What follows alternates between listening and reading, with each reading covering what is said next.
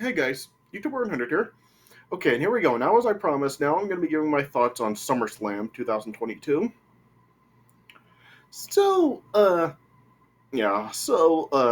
course, this SummerSlam it did take place last night. As I'm recording this, it is still July 31st. It might be going up up on August 1st, actually. But yeah, as I'm recording this, this is still July 31st.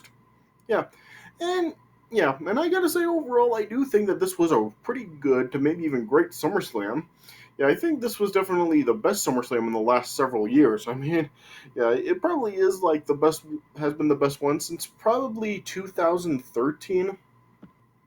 So yeah, now like of course like with Vince McMahon's retirement, like this is of course going to mean that there will be some changes in the company. Like it is going to go in a different direction. Of course, they recently did announce that they are reverting back to the TV 14 rating. I'm not exactly sure like when that is actually going to take effect because yeah, I did notice like at the beginning of the show, like during like the opening video, oh, like it still did have the TV PG rating. So yeah, so they haven't actually transitioned back to TV 14 just yet, but yeah, they are going to.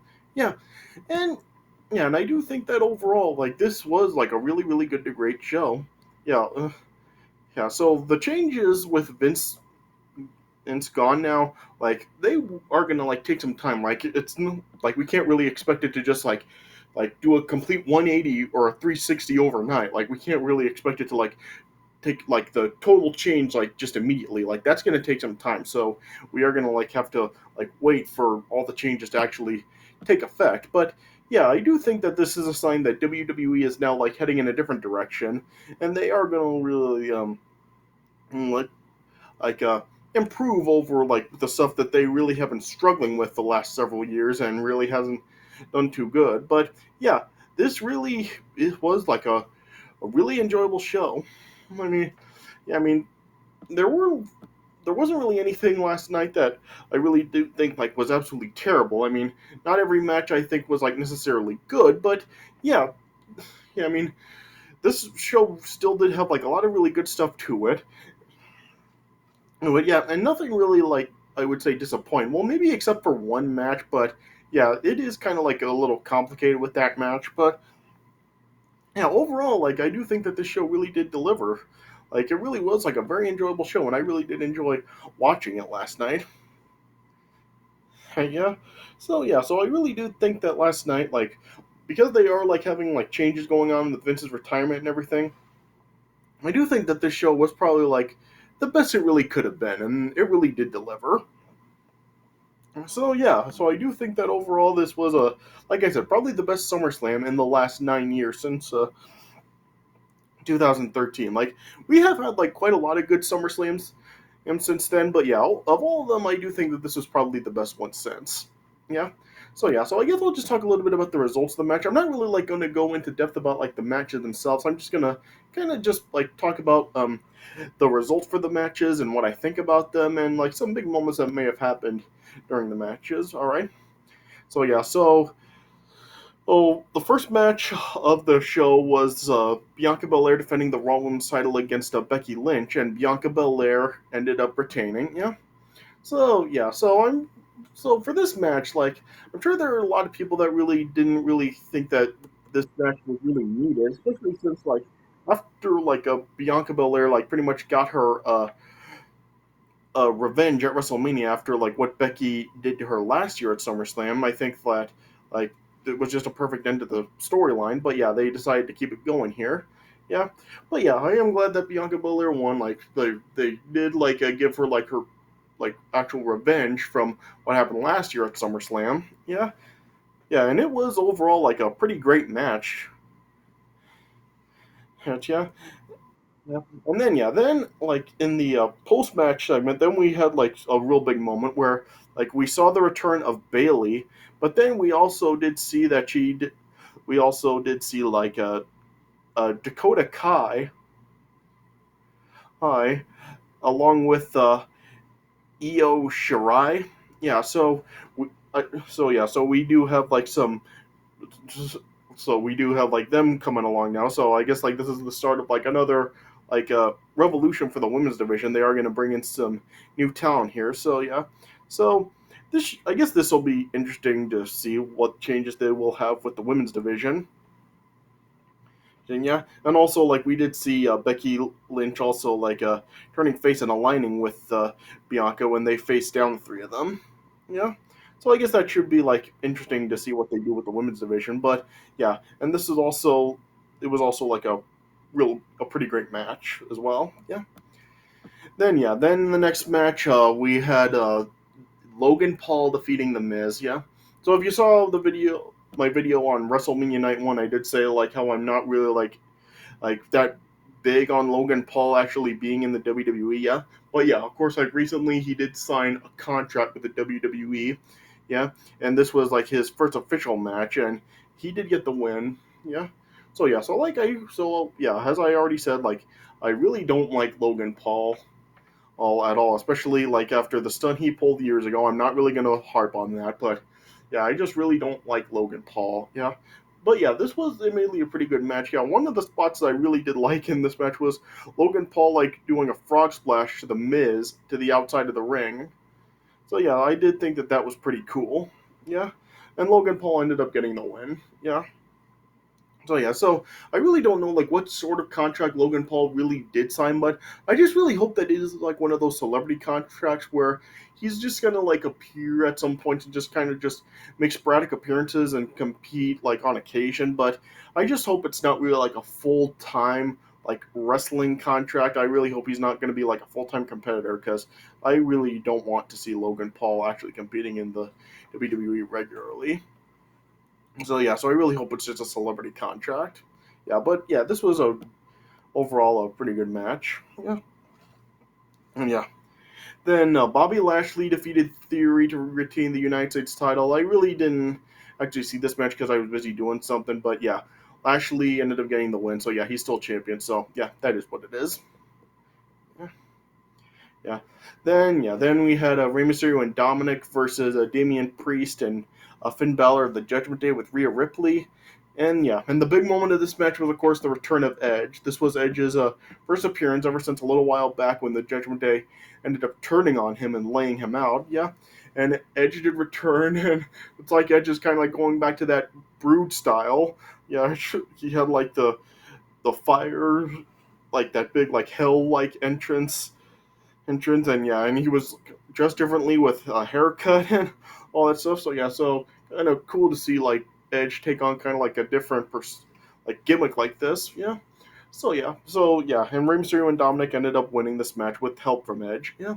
So yeah, so I don't really know like what to really expect next from like the Judgment Day. Like, is Edge actually like going to continue going after them? Is he going to like form some other group and then feud with the Judgment Day? Like, I really don't know what's next for the Judgment Day, but yeah, this was overall, I guess, good enough. Yeah, yeah. Then Pat McAfee ended up defeating Happy Corbin. This is another match I didn't see, but yeah, Happy Corbin and Pat McAfee, yeah, they had their match, and Pat McAfee won. Yeah, so I really don't know really what to expect with Pat McAfee. Like now with Vince gone, I don't know if like they are gonna actually like make Pat McAfee like an actual like competitor, or if they're gonna leave him on the broadcast booth, or what they're gonna do. But yeah, we'll just see what happens with that. Yeah. And then in the undisputed tag team title match, the Usos and the Street Profits, the Usos won and retained the belts again. Yeah, and of course Jeff Jarrett was referee last night. So I don't know. I mean, I guess like Jeff Jarrett refereeing, I guess that was cool, but I don't know. It really didn't add much, if anything, to the match. Yeah, but yeah, this was a pretty good match. I do think the match they had at Money in the Bank was better. That match just had a lot more excitement. This one really didn't. Yeah, and the Usos ended up winning. Just oh man, I mean, a lot of people have really been saying the Street Profits should have gone over here, and I find it really hard to disagree with that. Just with the Usos now winning, I mean, what's left for them? Like, what is left for them to do now in the tag team division? Like, they've held the titles for like over a year, so what is really left for them to do? Yeah, but this was overall, I guess, a pretty good match. Yeah, yeah. And then the SmackDown Women's title was on the line with Liv Morgan defending against Ronda Rousey. Yeah, and oh man, I just feel that this was really disappointing. Like, this match only lasted like 4 minutes, so yeah, it pretty much just seemed like it was just ended up being a throwaway match. And plus, yeah, of course we have this like controversial ending with Liv Morgan retaining, but it was in controversial fashion because Ronda Rousey had her in an armbar, but Ronda's shoulders were on the canvas, so the referee counted three. He, but as he did, Liv Morgan also tapped out, so Ronda Rousey basically ended up getting screwed here. Yeah, so yeah, and then afterwards, Ronda Rousey was just like so pissed off about being screwed out. She then attacked Liv Morgan more, put her in an armbar, and even attacked the referee. Oh yeah. So I've seen like some people like saying that this is now like Ronda Rousey is turning heel by this, but I mean that's we don't know that for sure yet. Like she might still be face here because we've seen situations like this before where faces have like launched attacks like this and they remain face afterwards. So yeah, so Ronda like attacking Liv Morgan after the match and assaulting the referee, that doesn't necessarily mean she's turned heel. She still might be face after this. So I don't think we really are going to get the answer to this until this Friday on SmackDown. Yeah, and I don't know what they're going to do. I don't know if like they are going to give like have a rematch between Ronda and Liv Morgan, or if they are going to vacate the title, if they're going to be declared co-champions, or what they're going to do with that. So we'll just have to wait to see what they do with this on SmackDown. Yeah, yeah, but yeah, like I said, just what Ronda did, it doesn't necessarily mean she's turning heel. We won't really get our answer or to that until SmackDown. Yeah, and then yeah, they only had the main event, the last man standing match for the undisputed WWE Universal Championship with Roman Reigns defending against Brock Lesnar. Yeah. So yeah, so I know that like there are a lot of people that really are just like uninterested in this feud at this point and really don't want to see any more matches. And I kind of feel the same way. I think that it really has run its course. I think they've had enough matches. But I will say, like a lot of other people, they really did deliver here. This was just a really awesome match right here. I mean, we'd seen some stuff that we really hadn't seen before, especially like with Brock Lesnar having that tractor trailer.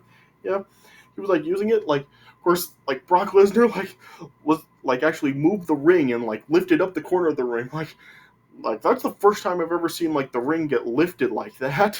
So yeah, that was pretty awesome to see. Yeah, and yeah, and yeah, there were a lot of like finishers throughout the match. Like they kept getting up, and then of course Theory like tried to catch him Money in the Bank, but he got taken out. Yeah, Brock Lesnar ended up attacking Paul Heyman, and after he just tried to like get Brock to back off and tried to give Brock the title belts, and Brock just ended up F5ing Paul Heyman through the announce table. Yeah, and yeah. Then the Usos got involved, beat up Brock, and Roman like nailed Brock with the title belts, and then yeah, then they just like buried Brock Lesnar under a bunch of debris, and then that allowed uh, Roman Reigns to win. So Roman Reigns was the last man standing. So Roman Reigns is still the champion. Just oh my gosh, like when is this going to end? Like when will Roman Reigns finally like be lose the title? Like he's held it for like what, close to 2 years now. So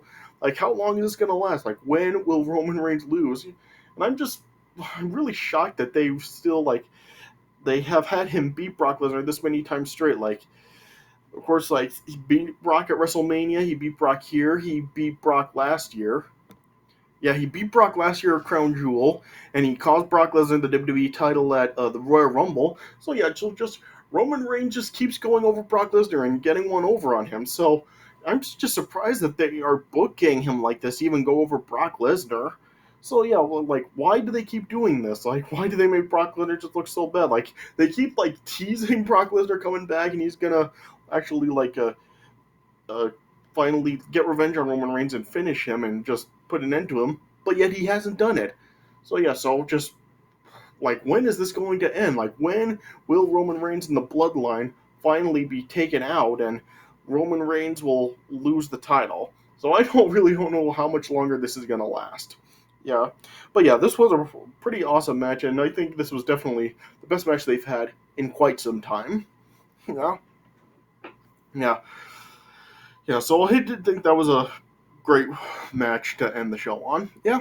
So yeah. So as you can tell by how I've been talking about the matches, like SummerSlam last night was a really good to great show, and I really do think that it is definitely been the best SummerSlam in the last 9 years since 2013. So yeah, yeah. So I really can't say that this really was a bad show. Like I really do think that it did deliver on a lot of stuff, and plus, yeah, just seeing like all these like these like debuts and returns last night, like that was pretty awesome to see as well.